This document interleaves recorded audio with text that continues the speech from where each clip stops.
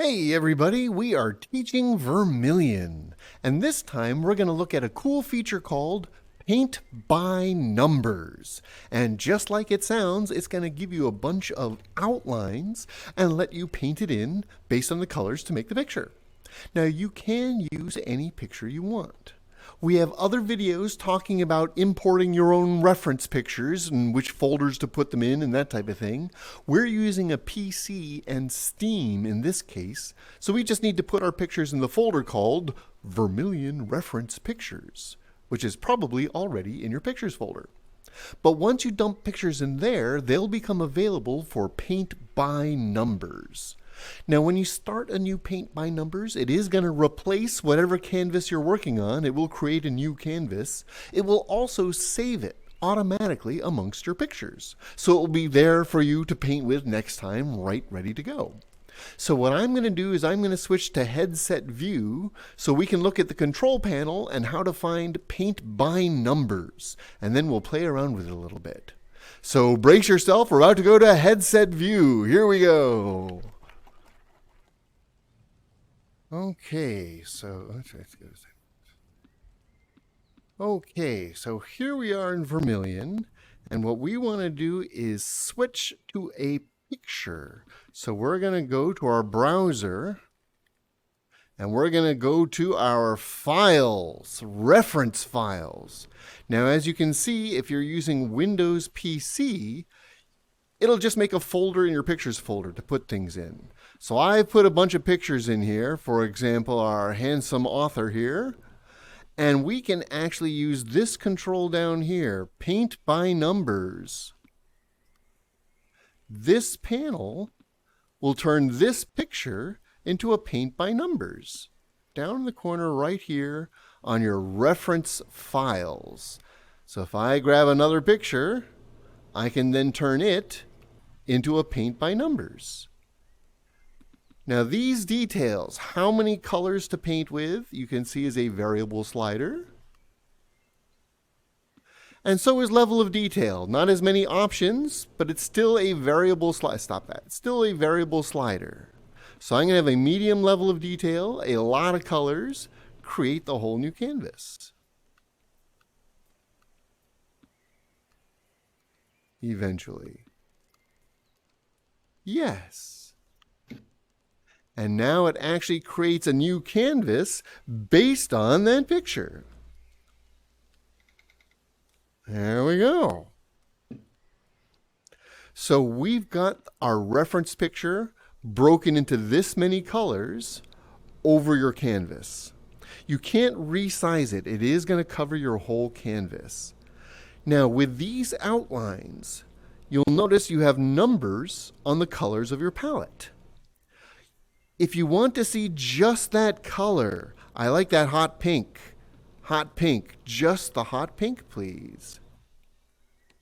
Those are the spots I'm going to need to paint in hot pink. So I could grab any brush and go in with color 13 in those points. Turn that off, please.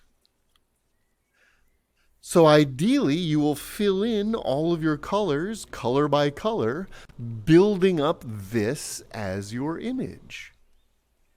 At any point, you could change the number of colors or change the level of detail and have it recreate those outlines. Much more detail. That's almost too much detail. So let's reduce the number of colors and reduce the amount of detail.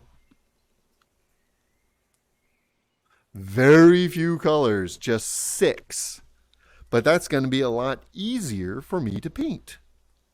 As I get more confident, I can try raising these numbers and painting more complicated pictures.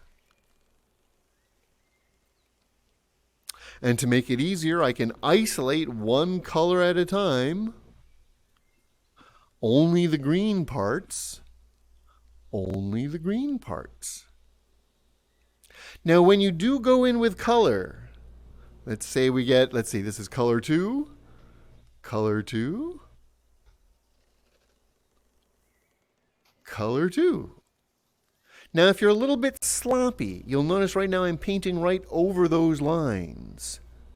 That's what these controls are for. I can turn the lines off completely just to see what I've done. Over will put those lines over everything you've painted, over every layer. So no matter where you've painted, you can see where those outlines are. Whether you want to go in with a cleaning rag or with a different color, over. It starts as under, so as you paint, you can sort of paint over the lines as you go, depending on how messy you are. I'm going to undo that.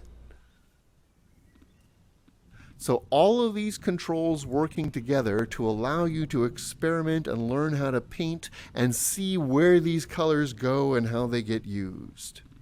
Now, you don't have to follow these colors.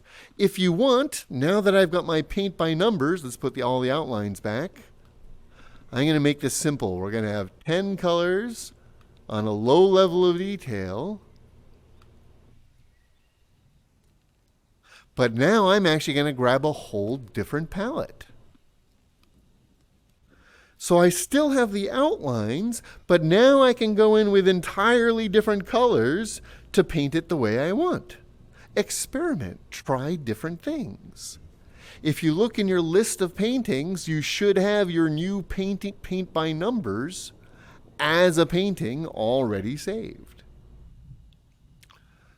So with paint by numbers, part of your visual reference images, we can get some cool pictures going quickly and easily and see how those colors relate. Now you'll notice I've lost my original color palette. I do not really have a way to get that paint by numbers palette. It does indeed save that palette to go with your painting. Now I can clean that off. And I'm back up and running. And we'll get the color we meant to use and go in with the greens. Paint by numbers. It's got a bunch of little tools to help keep you going and give you inspiration so you can take any pictures of your own and start bringing it to life as a painting. Let's go back to normal studio view and wrap things up. Okay, so as you can see, we're starting to get these new controls so that we can really see how paintings can develop just how the color works. I don't have to see a windmill, I just have to see the places I want to paint these colors and see what the final result is. Let us know how it works out for you. Let us know if you have questions in the comments below. Feel free to subscribe, and we're going to be doing these teaching Vermillion painting videos as often as we can. And as long as they keep coming up with new features like paint by numbers, we'll keep coming out with videos. Thanks for joining me. Have fun painting.